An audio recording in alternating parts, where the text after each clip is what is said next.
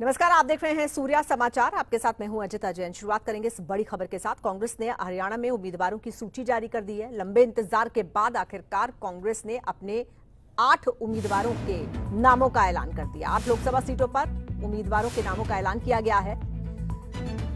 अंबाला से वरुण चौधरी को उम्मीदवार बनाया गया है। तो आपको बताते हैं 8 उम्मीदवारों के नाम। अंबाला से वरुण चौधरी को टिकट दिया गया है। सिरसा से कुमारी शैलजा को प्रत्याशी बनाया गया है। हिसार से जयप्रकाश को टिकट मिला है। करनाल से दिव्यांशु बुद्धिराजा को चुनाव मैदान में उतारा गया है। सोनीपत से सतपाल ब्रह्मचारी को टिकट मिली है। रोहतक से दीपेंद्र हुड्डा ताल ठोकेंगे।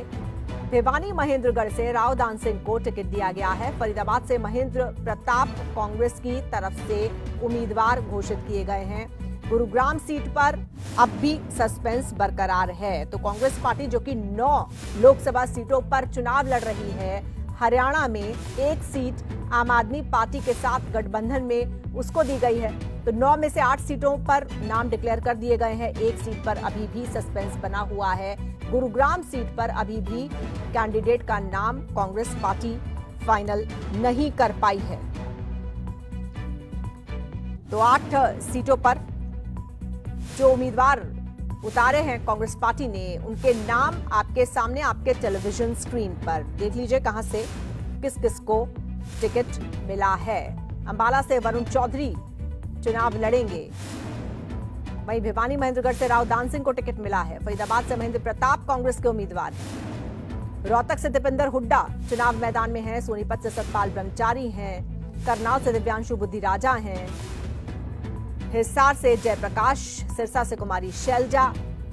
ये वो 8 नाम जो कांग्रेस पार्टी ने लंबी माथापच्ची के बाद अनाउंस किए हैं। तो लंबे समय से इंतजार था कांग्रेस पार्टी की लिस्ट का, जो आखिरकार आ गई। लेकिन 8 नाम डिक्लेयर हुए हैं। एक नाम अभी भी घोषित होना बाकी है।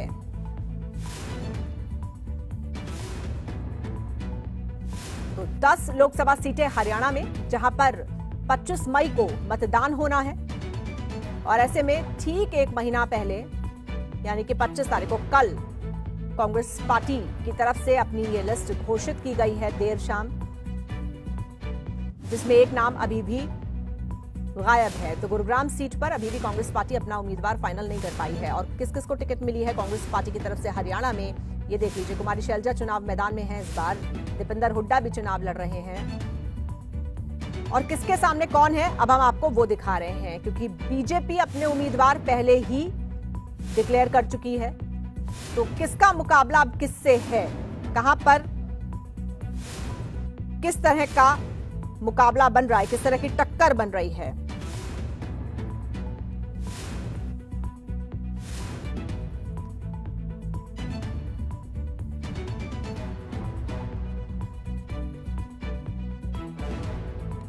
तो ये हम आपको कौन किसके सामने है वो दिखा रहे हैं।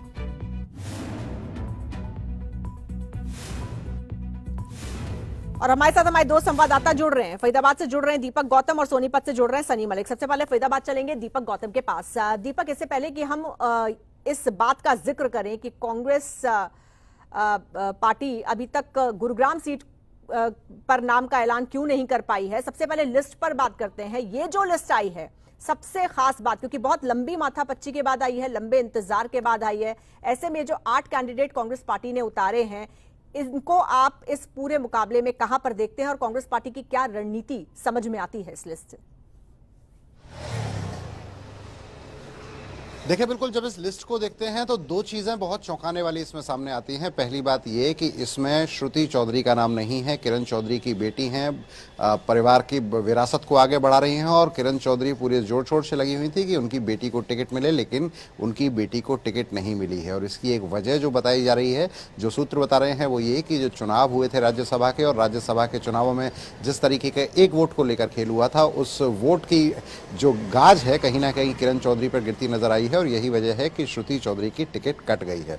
दूसरी अगर हम बात करते हैं तो दूसरा इसमें सबसे बड़ी बात यह है कि रोहतक से एक बार फिर दीपेंद्र हुड्डा को मौका मिला है और दीपेंद्र हुड्डा का नाम उस समय सामने आया है। पहले से दीपेंद्र हुड्डा कह रहे थे कि मैं रोहतक से चुनाव लड़ूंगा, लेकिन दीपेंद्र हुड्डा का नाम उस समय सामने आया है जबकि पार्टी इस फेवर में नहीं थी कि दीपेंद्र हुड्डा को उतारा जाए। हाईकमान नहीं चाहता था और उसकी वजह यह कि दीपेंद्र हुड्डा पहले से राज्यसभा सांसद हैं और अगर वो हरियाणा से चुनाव लड़ते हैं, रोहतक से चुनाव लड़ते हैं और वो अगर जीत भी जाते हैं तो कहीं ना कहीं पार्टी एक राज्यसभा की सीट गंवा देगी और जैसे ही पार्टी राज्यसभा की सीट गंवाएगी तो ऐसी स्थिति में कांग्रेस इस स्थिति में फिलहाल नहीं है कि वो राज्यसभा की सीट को दोबारा हासिल करना पड़े। इसका मतलब ये कि कहीं ना कहीं एक राज्यसभा की सीट कम से कम कांग्रेस के खाते से जाती हुई नजर आएगी, तब भी जबकि दीपेंद्र हुड्डा इस चुनाव को जीत जाते हैं। हम जीतने की बात कर रहे हैं, अगर ये जीतते हैं तो राज्यसभा की सीट का नुकसान कांग्रेस को होता हुआ नजर आएगा। लेकिन अगर माहौल कुछ और बढ़ता हुआ नजर आया तो यही बात जो है कांग्रेस हाईकमान के मन में थी और इसी वजह से दीपेंद्र हुड्डा पर काफी लंबा संशय चला। लेकिन भूपेंद्र सिंह हुड्डा पूरी तरह इस बात के लिए तैयार थे। दीपेंद्र हुड्डा खुद ये चाहते थे कि रोहतक से वो चुनाव लड़े, तो रोहतक से चुनाव उनकी पूरी तरह से लिस्ट तय कर दी गई है। तीसरी बात, पहले हम बात कर रहे हैं कैंडिडेट किसके सामने कौन होगा, क्या होना है, वो सारी चीज आप बता चुके हैं। हम बात कर रहे हैं उस लिस्ट में जो पॉइंट्स हैं। तीसरी बात, गुड़गांव की अब बात करते हैं। गुड़गांव से अभी तक इस सीट को होल्ड कर दिया गया है। अभी तक 8 उम्मीदवार उतारे गए हैं, एक गुड़गांव को छोड़ दिया गया है। चूंकि गठबंधन यहां है कांग्रेस का, इसका मतलब यह है कि एक सीट पर सुशील गुप्ता है, वहीं दूसरी सीट जो गुड़गांव की सीट बचती है उस पर अभी उम्मीदवार नहीं उतारा गया है। इसका मतलब यह कि वहां पर जबरदस्त कशमकश चल रही है, तैयारी इस बात की है। वहां कई लोगों के नाम सामने आ रहे हैं, जिनमें फिल्म स्टार राज बब्बर का नाम सामने आ रहा है और कई नाम सामने आ रहे हैं। तो कहीं ना कहीं गुड़गांव की सीट पर अभी पेच फंसा हुआ है और गुड़गांव की सीट 1-2 दिन में क्लियर होती आपको नजर आएगी। अब बात करते हैं पूरे प्रकरण की, इस पूरे सीन की, इस पूरे सीन में अभी हो क्या रहा है किया दीपक, तो यहाँ पर इसका जिक्र करना भी जरूरी है। कल जिस तरह से कैप्टन अजय यादव की बाइट भी चली थी और कहीं ना कहीं राज बब्बर के नाम को लेकर हो सकता है कुछ अंदरूनी विरोध के स्वर उठ रहे हों और इसी को देखते हुए अभी इसको थोड़ा सा होल्ड पे डाला गया है कि अगर राज बब्बर को टिकट दिया जाता है तो अंदर खाने असंतोष सामने आ सकता है। देखिए, बिल्कुल बड़ी सीधी सी बात है। चूंकि राज बब्बर के बारे में जो बात कही जा रही है, जो कांग्रेस के अंदरूनी लोग कह रहे हैं, वो ये कह रहे हैं कि राज बब्बर यहां से बिलोंग नहीं करते हैं, गुड़गांव से उनका कोई वास्ता नहीं रहा है। अजय यादव साफ तौर पर ये कह रहे हैं कि मैंने यहां लोगों के बीच में काम किया है, मैं लगातार लोगों के बीच में रहा हूं, उनके सुख दुख में रहा हूं, तो ऐसी स्थिति में टिकट पर जो दावेदारी है मेरी है और टिकट मुझे ही मिलनी चाहिए। अब अजय यादव के बारे में अगर कहा जाए तो अजय यादव सोनिया गांधी परिवार के, गांधी परिवार के बेहद करीबी हैं। ये बताया जाता है कि उनकी डायरेक्ट पकड़ वहां पर है और यही वजह है कि पूर्व मुख्यमंत्री भूपेंद्र सिंह हुड्डा और उनके बीच की जो अदावत है वो भी किसी से छुपी हुई नहीं है। मतलब इनके बीच में अदावत चलती रहती है, लगातार बयान इस तरह के सामने आते रहते हैं और यही वजह है कि अभी तक ये सीट जो है गुड़गांव की क्लियर होती नहीं नजर आ रही है, क्योंकि कहीं ना कहीं पेच फंस गया है। अब बचा कितना टाइम है? अब 1 महीना कुल मिलाकर बचा है, क्योंकि अब समय बहुत कम है। फरीदाबाद सीट की बात करना ऐसे में बड़ा दिलचस्प होगा, क्योंकि फरीदाबाद सीट की अगर हम बात करते हैं तो देश की तीसरी सबसे बड़ी जीत यहां से हासिल की थी। केंद्रीय मंत्री बने थे बाद में कृष्णपाल गुर्जर, यहां से भारतीय जनता पार्टी से चुनाव लड़े और उसके बाद देश की तीसरी सबसे बड़ी जीत यहां से हासिल हुई थी। उनके सामने उतारा गया है महेंद्र प्रताप को।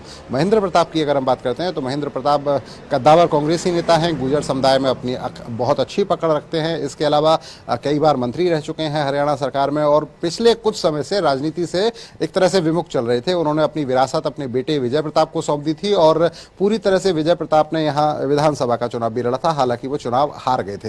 लेकिन अब महेंद्र प्रताप खुद सामने आए हैं, महेंद्र प्रताप चुनाव लड़ेंगे। तो अब जो फरीदाबाद में टक्कर होती नजर आएगी वो टक्कर नजर आएगी गुर्जर वर्सेस गुर्जर की।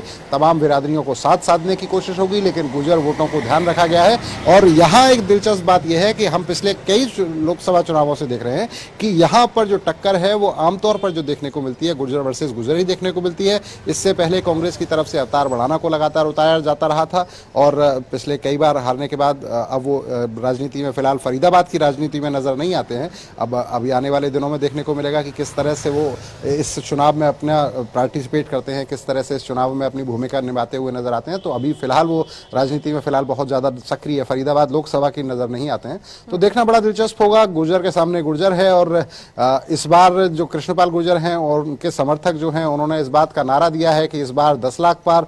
तो अब जो स्थिति नजर आ रही है वो स्थिति 10 लाख पार की बनेगी। कौन 10 लाख लाख पार जाएगा, जीत किसकी होगी, कैसी जीत होगी, ये फैसला तो जनता ने करना है। लेकिन ये बात तय है कि अब कांग्रेस की तरफ से बहुत मंथन के बाद ये टिकट का अनाउंस कर दिया गया है और अब चुनाव देखने को जो मिलेगा वो चुनाव अब जबरदस्त देखने को मिलने वाला है, क्योंकि अभी तक हो ही रहा था कि भारतीय जनता पार्टी ने अपनी टिकट अनाउंस पहले कर दी, 10 की 10 सीटों पर उम्मीदवार उतार दिए, लगातार प्रचार प्रसार का दौर भारतीय जनता पार्टी का चल रहा था, लगातार रैलियां चल रही थी। तो अभी तक जो नजर आ रहा था वो नजर ये आ रहा था कि मैदान में कहीं दूसरा कोई कैंडिडेट नजर नहीं आ रहा है। लेकिन अब चूंकि कांग्रेस का लिस्ट आ गई है तो अब चुनाव दिलचस्प होता नजर आएगा और जिस चुनाव का लोग इंतजार करते हैं, जिस चीज को लोग चर्चा करेंगे। अभी कुरुक्षेत्र की सीट बाकी है, करनाल की सीट पर भी चर्चा करनी है, हिसार सिरसा ये सब बाकी है, इस पर आपसे बात करेंगे। लेकिन इसी बीच हम सोनीपत का रुख करेंगे। हमारे संवाददाता सनी मलिक सोनीपत से इस वक्त हमारे साथ जुड़ गए हैं। आपको बता दें कि सोनीपत से कांग्रेस ने सतपाल ब्रह्मचारी पर दांव लगाया है। सनी, मुझे ये बताइए कि सतपाल ब्रह्मचारी का पॉलिटिकल बैकग्राउंड क्या है और उनका जो दावा है वो कहां पर स्टैंड करता है बाकी उम्मीदवारों के सामने? जी देखिए, बिल्कुल अजीता की सतपाल ब्रह्मचारी को टिकट है वो दे दिया गया है कांग्रेस के द्वारा। तो अब जो ब्राह्मण वोट है, खासकर अब सोनीपत सीट है वो नॉन जाट वोट सीट है वो होती हुई नजर आ रही है, क्योंकि पिछले चुनाव में 2019 के चुनाव में रमेश चंद्र कौशिक ने भूपेंद्र सिंह हुड्डा को लगभग 1,62,000 वोटों से वो हराया था, जिसके बाद कांग्रेस ये नहीं चाह रही थी कि जो ये कांग्रेस की परंपरागत सीट रही है सोनीपत, उसको एक बार फिर है वो जीता जाए। उसको लेकर उन्होंने सतपाल ब्रह्मचारी पर है वो दाव खेला है। हम अपने दर्शकों को जानकारी दे दें अजीता, सतपाल ब्रह्मचारी मेयर रहे हैं हरिद्वार से और कई बार उन्होंने हरिद्वार सीट से विधायक का चुनाव है वो लड़ा। हालांकि वो वहां पर जीत नहीं दर्ज करा पाए कांग्रेस की तरफ से, लेकिन मेयर वो रहे हैं कांग्रेस की टिकट पर वहां से। लेकिन अब सोनीपत से वो चुनाव है वो लड़ने जा रहे हैं। सोनीपत के सफीदो हल्के के जो गांव है गांगोली, वो वहां से ताल्लुकात है वो रखते हैं और वहीं पर उनका जीवन है वो पूरा बीता है। लेकिन अब सतपाल ब्रह्मचारी को टिकट देना यहाँ पर एक बड़ी दिलचस्प बात ये हो जाती है अजीता, क्योंकि मोहनलाल बडोली हैं वो ब्राह्मण समाज से ताल्लुकात रखते हैं। उनके सामने किसी ना किसी ब्राह्मण को है वो उतारना था कांग्रेस को, तो उन्होंने सतपाल ब्रह्मचारी पर है वो दाव खेला है। अगर सोनीपत लोकसभा सीट के आंकड़ों की हम बात करें अजीता, तो लगभग 17 लाख से ज़्यादा वोट है और यहाँ पर लगभग 6 लाख से ज़्यादा वोट है वो जाट वोट है। उसके अलावा फिर ब्राह्मण ओबीसी वोट है वो आते हैं। लेकिन किसी जाट नेता को वोट टिकट ना देना कांग्रेस के लिए एक बड़ी चाल है वो हो सकती है, क्योंकि सतपाल ब्रह्मचारी एक ब्राह्मण नेता हैं, कई मंदिरों के महंत हैं। उसके अलावा जितने भी हरियाणा में गौशाला वो माने जितनी भी गौशाला चल रही है हरियाणा में आज के दिन, वो सभी को फंडिंग है वो करते हैं। लेकिन सबसे बड़ी बात ये होने जा रही है अजीता कि अगर जननायक जनता पार्टी ने किसी बड़े जाट चेहरे को यहाँ से उतारा और वो जाट वोट बैंक काटने में कामयाब रहा, तो कहीं ना कहीं कांग्रेस के लिए मुश्किलें हैं वो बढ़ती जाएंगी। क्योंकि 2019 के चुनाव में हमने देखा जब दिग्विजय चौटाला ने भूपेंद्र सिंह हुड्डा के सामने चुनाव लड़ा, तो दिग्विजय चौटाला ने लगभग 70,000 वोट है वो हासिल किए। और राजनीतिकार यह मानते हैं कि उन्हीं 70,000 वोट के चलते सेंध लगाई गई थी जाट वोट बैंक में, उसी के चलते भूपेंद्र सिंह हुड्डा को 1 लाख वोटों से हार का सामना है वो करना पड़ा। तो हम कह सकते हैं कि अब की बार सोनीपत की जो सीट है वो होट सीट मेरा सवाल आपसे ये है कि कांग्रेस वो मानी जाएगी कि क्या मजबूरी थी कि सतपाल ब्रह्मचारी को यहां से उतारना पड़ा? क्या उनके पास कोई और मजबूत उम्मीदवार नहीं था? क्योंकि चुनौती बड़ी है सतपाल ब्रह्मचारी के सामने। हो सकता है उनके ऊपर बाहरी होने का आरोप भी लग जाए। हालांकि गौशालाओं को वो फंडिंग करते हैं जैसा कि आप कह रहे हैं, लेकिन उनका जो प्रभाव क्षेत्र है वो कितना मजबूत है यहाँ पर?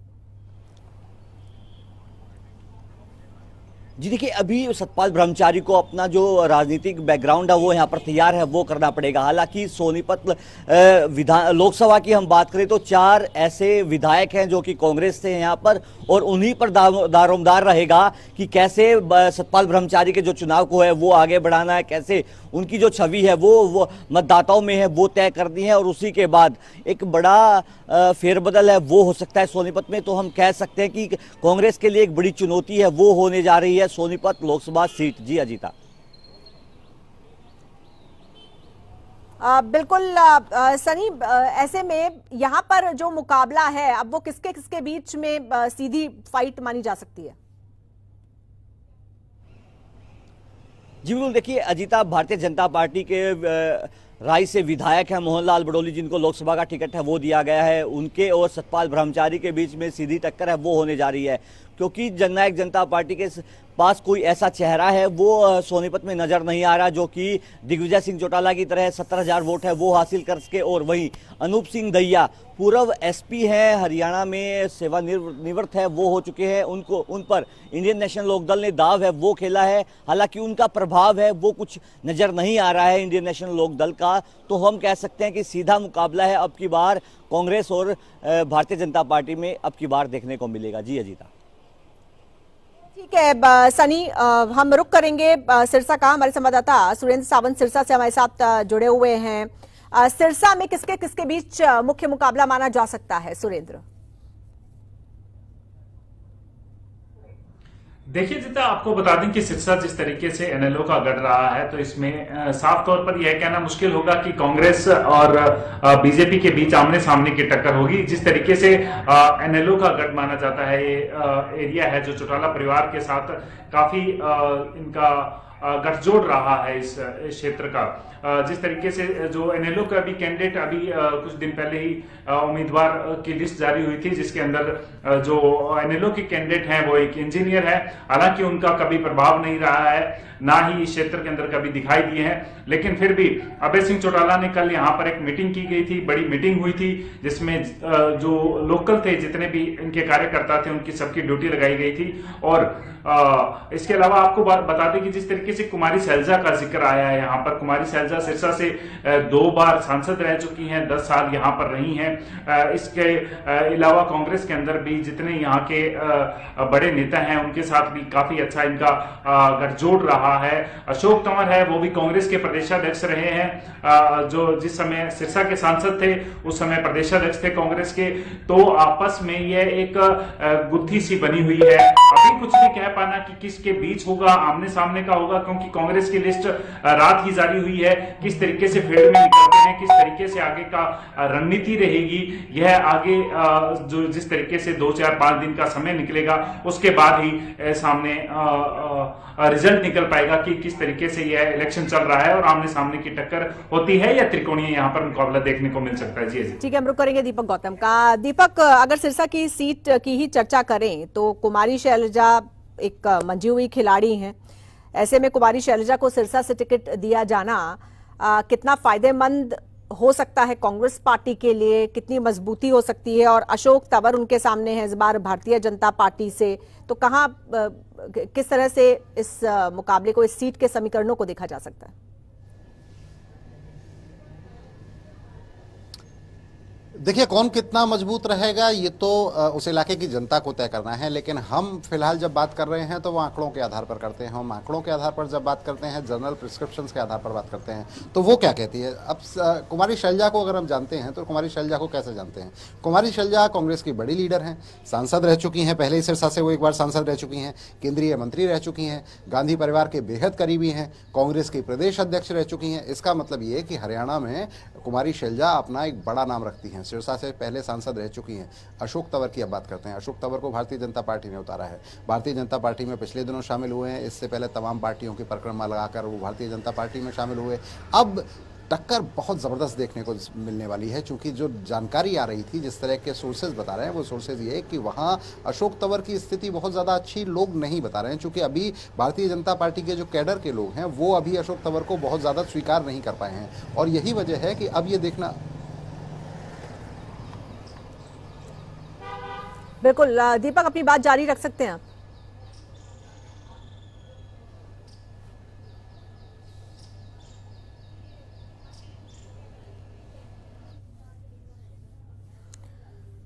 तो सिरसा से आपको बता दें, बीजेपी की तरफ से अशोक तंवर चुनाव मैदान में है, वहीं कांग्रेस पार्टी ने कुमारी शैलजा को उतारा है और संदीप लोट INLD की तरफ से उम्मीदवार हैं। जेजेपी की भी कैंडिडेट यहां से चुनाव मैदान में हैं।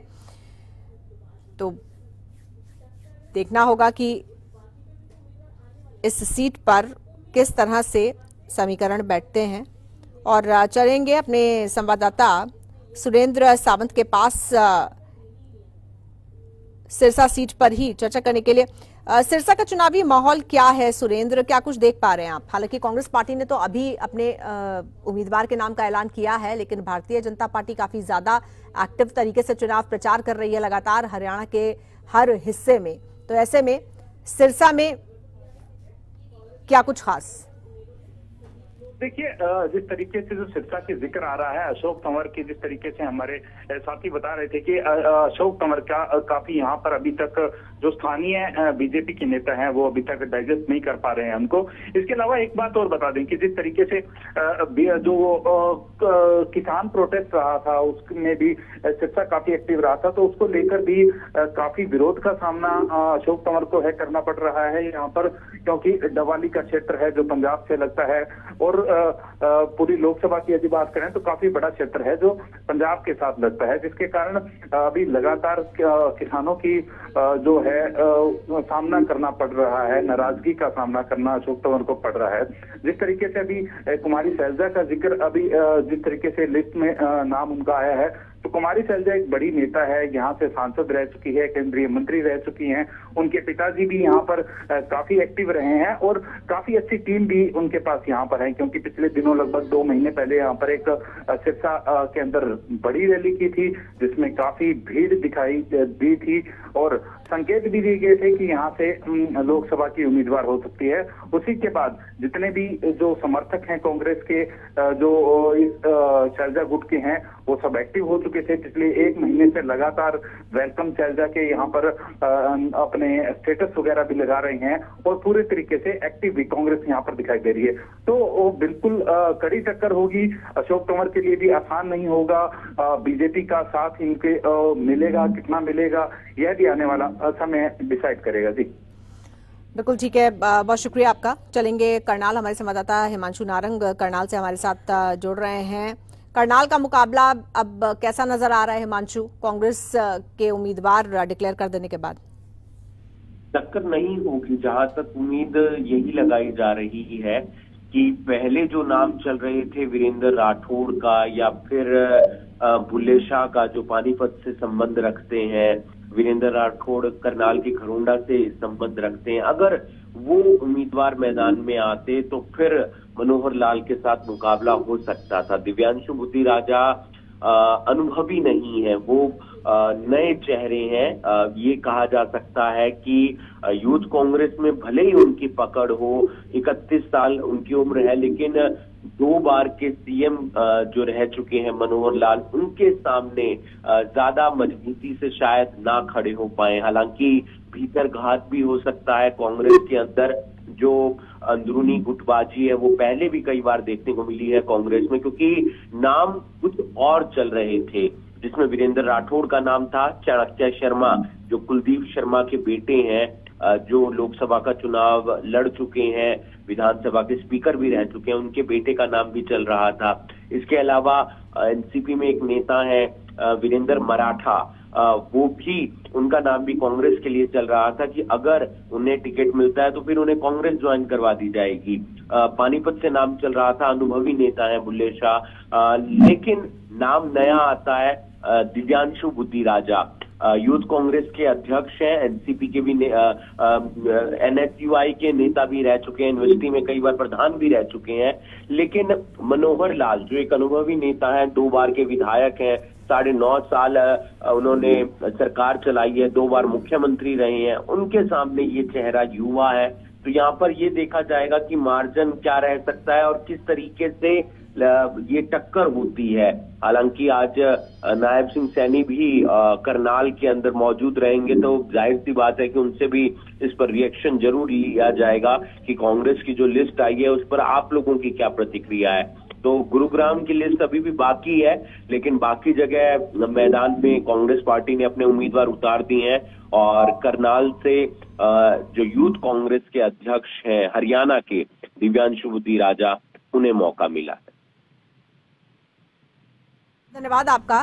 तो कुछ सीटों पर काफी कमजोर उम्मीदवार कांग्रेस पार्टी की तरफ से उतारे गए हैं और जैसे कि हमारे संवाददाता बता रहे हैं हिमांशु नारंग, करनाल सीट की खास तौर से बात करें तो नाम चल रहा था कुछ और उम्मीदवारों का, लेकिन तय हुआ कोई और उम्मीदवार, दिव्यांशु बुद्धि राजा, जो कि अनुभव के मामले में काफी कम बैठेंगे मनोहर लाल के, जो कि 2 बार मुख्यमंत्री प्रदेश के रहे हैं।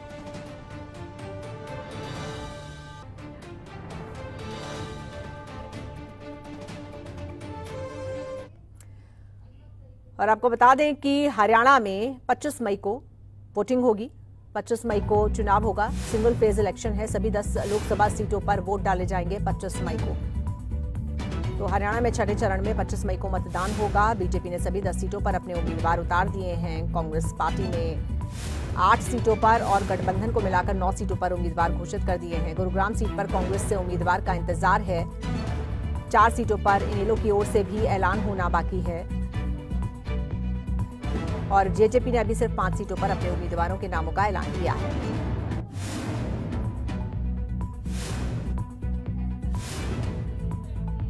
तो छठे चरण में 25 मई को हरियाणा की 10 लोकसभा सीटों के लिए मतदान होगा और उससे पहले ये मुकाबला काफी दिलचस्प होता हुआ नजर आ रहा है।